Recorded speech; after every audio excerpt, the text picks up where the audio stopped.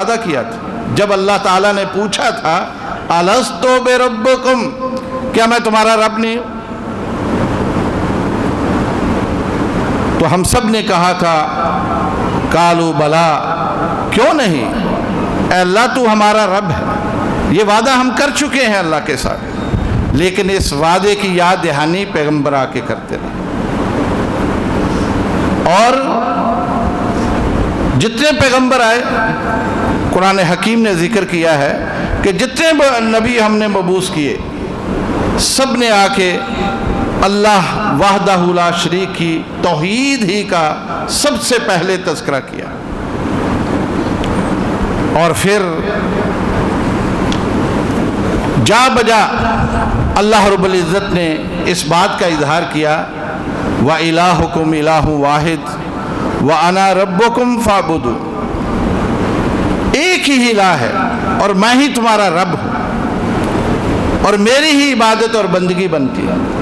جس نے کائنات بنائی، جس نے ہمیں زندگی بخشی اور صحت تندرستی کے ساتھ خوبصورت یہ جسم عطا کیا، یہ اللہ کا ایک شاہکار ہے۔ لہذا انسان کے لیے، ایک بندے کے لیے ضروری ہے پھر اسی کی عبادت کرے۔ اور یہ توحید،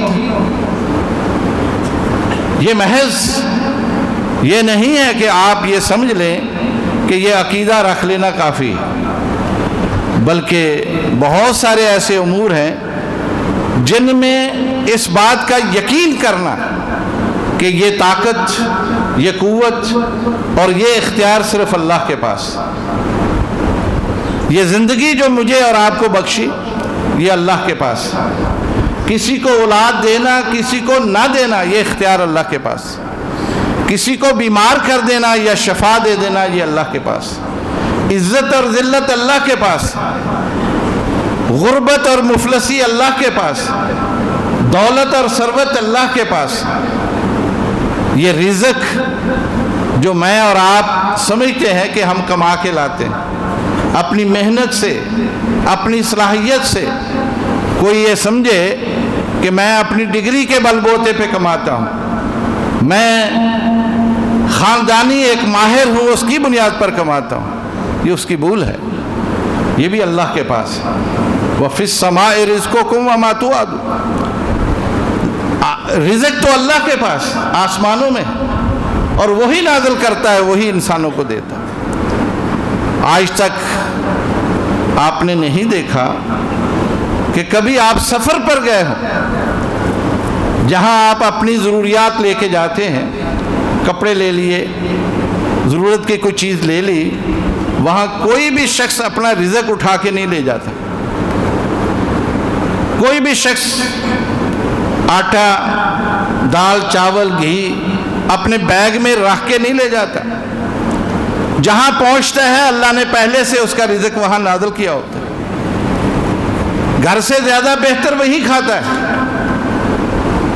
اور یہ اس بات کا بین ثبوت ہے کہ یہ رزق انسان کے جو مقدر میں ہوتا ہے، جہاں وہ جاتا ہے اس کے ساتھ چلے جاتا ہے، اور یہی وہ توحید ہے جس کو ماننے کی ضرورت ہے۔ اور پھر یہ بات بھی ذہن میں رکھیں کہ انسان جب توحید کے اوپر ہوتا ہے اور اس کا عقیدہ اتنا پختہ ہوتا ہے تو اس کے دل سے ہر قسم کا خوف جاتا رہتا ہے۔ اسلام کا پوری انسانیت پر جو سب سے بڑا احسان ہے وہ توحید ہے۔ آج جو چیزیں بھی آپ تجربے کی زندگی سے گزار کے آتے ہیں نا، توحید کی وجہ سے۔ ایک وقت تھا، ایک زمانہ تھا، لوگ درختوں سے ڈرتے تھے، پتھروں سے ڈرتے تھے، پانی سے ڈرتے تھے، یہ جو دنیا میں کچھ چیزیں ہیں ان سے ڈرتے تھے، ہاتھ نہیں لگاتے تھے۔ لیکن آج توحید نے وہ خوف ختم کر دیا، لوگوں نے زمین کے سینے چیر کر اندر سے معدنیات نکال لیں،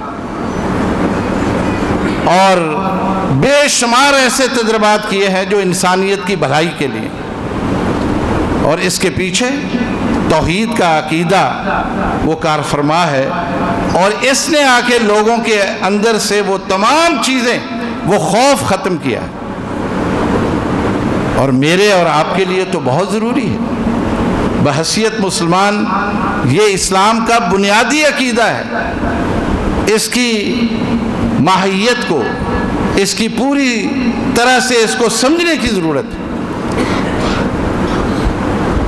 یہ کہ میں موحد ہوں، میں توحید پر قائم ہوں، یہ کہلوانا کافی نہیں۔ توحید کیا ہے، اس کی پوری طرح سے سمجھ انسان کو ہونی چاہیے۔ دوسرا جو موضوع ہے جس کو اللہ رب العزت نے قرآن حکیم کے اندر ذکر کیا، وہ احکامات ہیں جو اللہ رب العزت نے اپنے بندوں کے لیے اتارے۔ اللہ رب العزت نے واجبات اور فرائض اتارے، نیک عمل کرنے کے لیے تلقین کی ہے، یہ حکم دیا ہے کہ اچھے کام کرو، اور انسان کو اخلاقیات سکھلائی، اور ان احکامات کے ساتھ کچھ ایسے امر بھی اتارے کہ بعض چیزوں سے اللہ رب العزت نے روک دیا۔ یہ قرآن حکیم کا بہت اہم موضوع ہے۔ کوئی بھی شخص اگر اللہ کو راضی رکھنا چاہتا ہے تو ان احکامات کے بارے میں اسے معلوم ہو، اسے علم ہونا چاہیے کہ اللہ کے مجھ سے تقاضے کیا ہیں، کیا کیا چیزیں وہ مجھ سے مانگتا ہے۔ اقیموا الصلاۃ وآتوا الزکوٰۃ، نماز کا اور پڑھنا اور زکوٰۃ کا ادا کرنا۔ میرا خیال ہے جا بجا کوئی جگہ ایسی نہیں قرآن حکیم میں جہاں یہ الفاظ نہیں آتے اور آپ اس کو نہیں دہراتے۔ کتب علیکم الصیام، روزے فرض کیے گئے۔ حج کا ذکر آتا ہے کہ ان لوگوں کے لیے جو صاحب ثروت ہیں، صاحب نصاب ہیں، ان کے لیے زندگی میں ایک مرتبہ حج ہے، وہ فرض ہے۔ اور پھر بہت ساری اور چیزیں، نیک عمل کرنا، اس کی تلقین اللہ رب العزت فرماتے ہیں، صدقہ خیرات کی تلقین کرتے ہیں۔ جب آپ پڑھیں گے، ترجمے کے ساتھ پڑھیں گے، تو یہ ساری چیزیں آپ کے سامنے آئیں گی۔ لیکن ان احکامات میں ایک جو سب سے اہم چیز، وہ حلال اور حرام کا بیان ہے، جو اللہ رب العزت نے قرآن حکیم میں حلال اور حرام بیان کر دیا۔ اور یہ ایک ایسی بات ہے جس کا جاننا ہر مسلمان کے لیے ضروری ہے۔ سیدنا عمر بن خطاب رضی اللہ تعالیٰ عنہ، چونکہ آپ نے سنا کہ ان کی عادت مبارکہ تھی کہ مدینہ منورہ کے بازاروں میں بھی جاتے،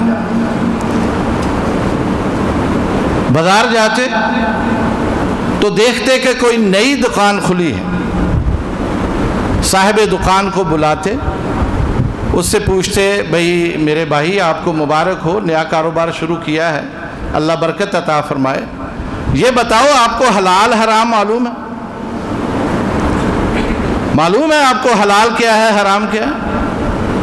اگر تو وہ کہہ دیتا کہ نہیں معلوم، تو آپ اسے فرماتے کہ دکان بند کر دو، مسجد نبوی میں جاؤ، پہلے جا کے پڑھو حلال کیا ہے حرام کیا ہے، اس کے بعد آ کے کاروبار کرو۔ یہ وہ طریقہ تھا۔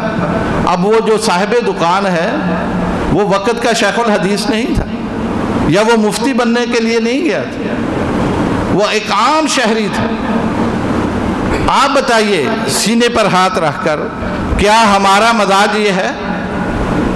آج حلال حرام کی وہ تمیز ہمارے اندر موجود ہے؟ ابھی ہم جمعے سے پہلے بیٹھے تھے کچھ دوست، انہی موضوعات پر ہم بات کر رہے تھے کہ کیا ہو رہا ہے پاکستان میں، اس قدر ظلم۔ کوئی بھی مارکیٹ دیکھ لیں، کسی بھی کاروبار میں ہاتھ ڈال کے دیکھیں، ہم ایک دوسرے کا گوشت کھا رہے ہیں، ایک دوسرے کو نوچ کے کھا رہے ہیں۔ دودھ والا ہمیں نہیں بخشتا، اور اگر میرا دعاؤں کا کاروبار ہے تو میں آپ کو نہیں بخشتا۔ ہم سمجھتے ہیں کہ حلال اور حرام صرف شراب ہے اور خنزیر کا گوشت ہے، اس سے آگے ہماری معلومات ختم ہو جاتی، اس سے آگے ہمیں کوئی پتہ نہیں ہے کہ حلال اور حرام کیا ہے۔ میرے بھائیوں، آنکھیں کھولو، آپ کی کمائی صرف آپ تک نہیں رہتی، آپ کی نسلوں میں منتقل ہوتی۔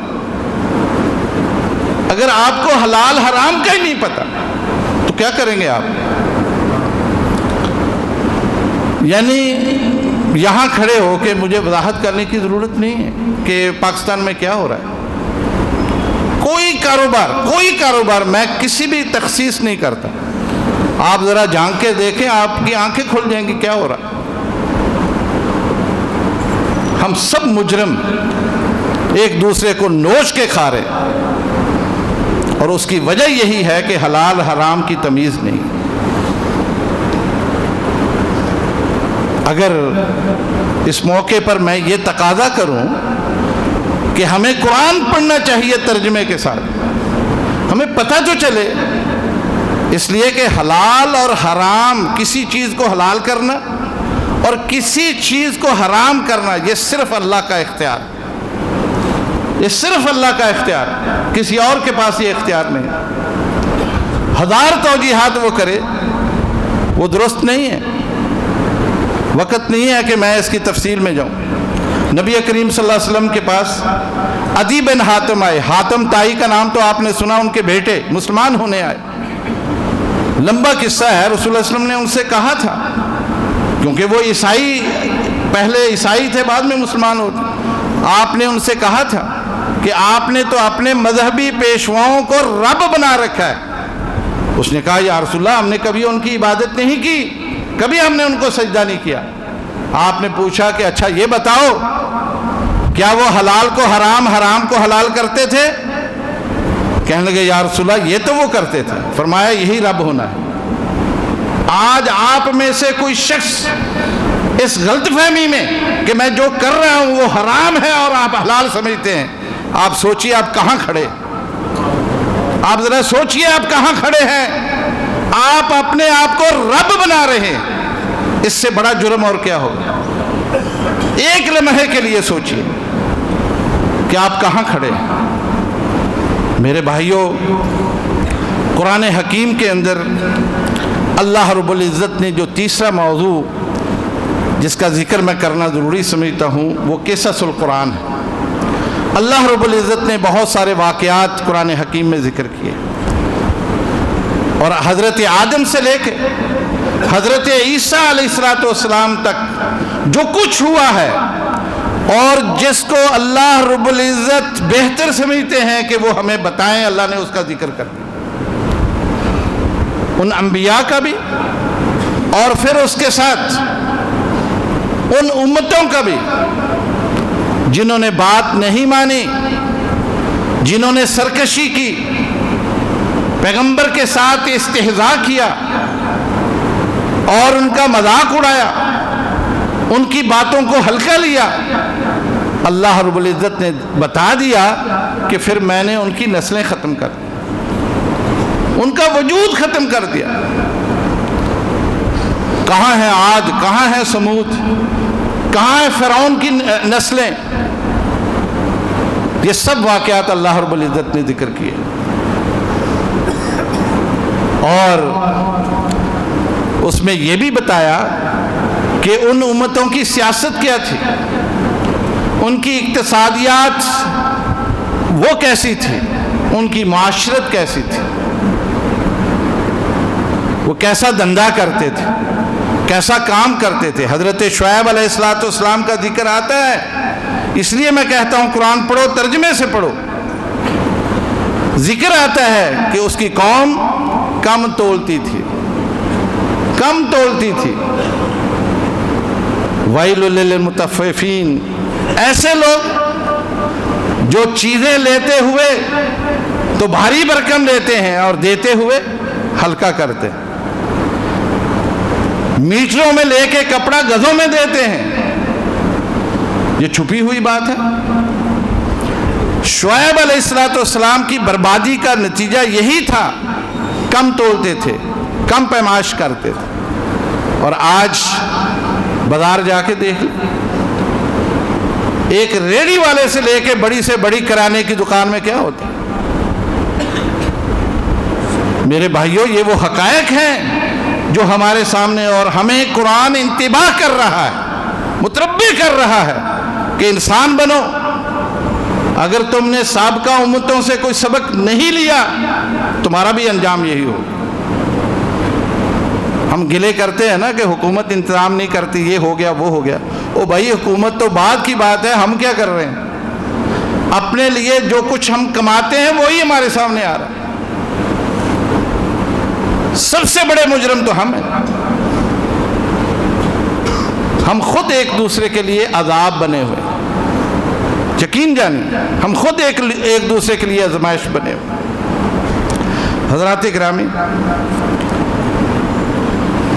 دوسری امتوں کے تجربات سے فائدہ اٹھا لینا یہ عقل مندی ہے نا؟ یہ بات کہ اگر ہمیں پتہ چل جائے کہ فلاں نے یہ کام کیا، کامیاب ہوا، مجھے کرنا چاہیے، فلاں نے یہ کیا اور ناکام ہوا، مجھے نہیں کرنا چاہیے۔ آپ سے پوچھتا ہوں، آگ جلاتی ہے کہ نہیں جلاتی؟ آگ جلاتی ہے نا؟ کوئی شخص کہے کہ نہیں مجھے تجربہ کرنا ہے کہ آگ جلاتی کہ نہیں، کوئلہ اٹھا کے ہاتھ میں رکھ لے، کرے گا کوئی؟ نہیں کرے گا، اس لیے کہ اسے پتہ ہے کہ یہ جلاتی، اسے یقین ہے یہ جلاتی۔ او بھائی، قرآن سے سچی بات کیا ہے؟ قرآن سے سچی بات اور کیا ہو سکتی ہے کہ قرآن یہ کہتا ہے کہ جنہوں نے اللہ کی نافرمانی کی وہ نیست و نابود ہو گئے۔ اس پر ہمیں یقین نہیں، اس پر ہمیں یقین نہیں ہے۔ ہم وہی کرتوت کرتے ہیں، وہی دندہ کرتے ہیں، وہی کام کرتے ہیں جس سے قرآن نے روکا، اور وہ اس لیے کہ ہمیں پتہ ہی نہیں، لا علم ہے۔ لہذا میرے بھائیوں، اس قرآن کو پڑھو۔ علماء نے بہت بڑے احسانات کیے ہیں قرآن حکیم کے ان تمام واقعات کو قصص القرآن کی شکل میں بے شمار کتابیں مارکیٹ میں اردو میں ملتی ہیں، اٹھائیے پڑھیے، وہ آپ کی آنکھیں کھل جائیں گی۔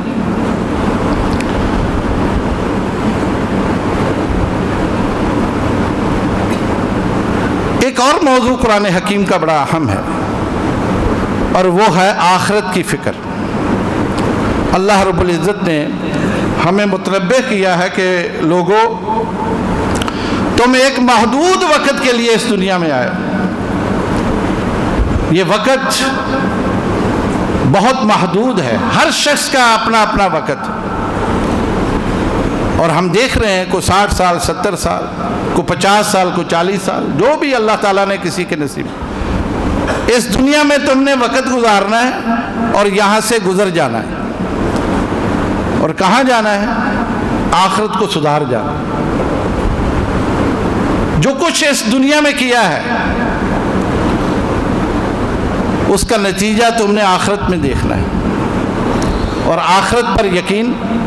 فرمایا لیس البر ان تولوا وجوہکم قبل المشرق والمغرب ولکن البر من آمن باللہ والیوم الآخر۔ نیکی یہ نہیں ہے کہ قبلے کی طرف منہ کر لو یا دائیں بائیں کر لو، نیکی یہ ہے کہ اللہ پر ایمان لاؤ اور یوم آخرت پر ایمان لاؤ، یہ ہے نیکی۔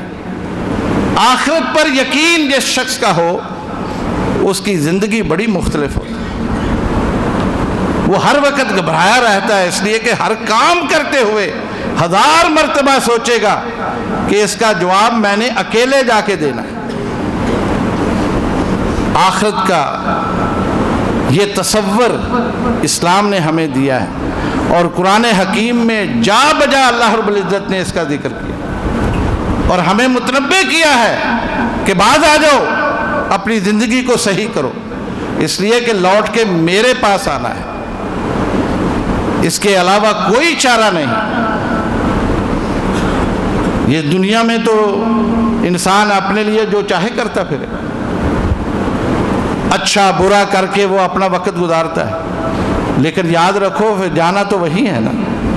اور ہر فرد نے، ہر شخص نے اکیلے اکیلے اللہ کے حضور پیش ہونا. یہ تصور قرآن حکیم نے ہمیں دیا ہے. اور پھر جب انسان آخرت میں جاتا ہے، قرآن حکیم نے 2 باتیں پھر ذکر کی جو بڑی اہم ہیں. ایک ذکر کیا ہے کہ جو لوگ اللہ کے فرما بردار رہے، مطیع رہے، اچھی زندگی گزاری اور اپنے آپ کو بہتر سے بہتر بنانے کی کوشش کرتے رہے، اللہ بطور انعام ان کو جنت دیں گے، جنت کا وارث بنا دیں گے، جنت میں داخل کر دیں گے. وہ جنت جس کا تذکرہ بھی قرآن حکیم نے جا بجا کیا کہ وہ بے مثال ہے، خوشبودار ہے، اور وہاں نہریں بہتی ہیں، دودھ کی نہر ہے، شہد کی نہر ہے، پانی کی نہر ہے، اور بڑے بڑے محل ہیں، بڑے بڑے محل، قلعہ نما محل. نبی کریم صلی اللہ علیہ وسلم معراج کی رات جب گئے تو جنت کی سیر کی. واقعہ آپ نے سن رکھا کہ آپ نے ایک محل دیکھا بہت ہی خوبصورت، اور وہ محل اللہ تعالیٰ نے ایک موتی تراش کے بنایا ہوا، یعنی اتنا بڑا موتی تھا کہ اللہ کریم نے اس کو تراش کے وہ محل بنایا ہوا. نبی اکرم صلی اللہ علیہ وسلم فرماتے ہیں کہ میرا دل کیا میں اندر سے بھی دیکھ کے آؤں، اور جبریل امین سے پوچھا کہ یہ محل کس کا ہے؟ فرمایا آپ کے امتی عمر بن خطاب رضی اللہ تعالیٰ عنہ کا. رسول اللہ صلی اللہ علیہ وسلم نے یہ واقعہ سنایا تو حضرت عمر رضی اللہ تعالیٰ عنہ رونے لگے. آپ نے فرمایا کہ